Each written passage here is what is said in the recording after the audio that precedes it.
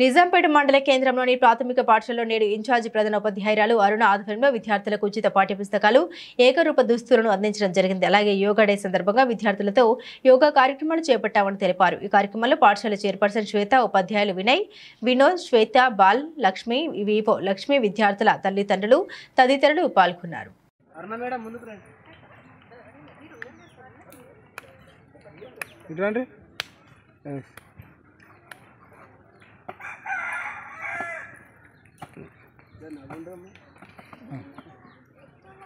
పేట ప్రాథమిక పాఠశాలలో ప్రభుత్వం ఉచితంగా అందజేస్తున్న పాఠ్యపుస్తకాలను మరియు యూనిఫామ్లను ఏఏపీసీ చైర్మన్ శ్వేత, ప్రధానోపాధ్యాయులు అరుణ ఆధ్వర్యంలో పిల్లలందరికీ అందజేయడం జరిగింది.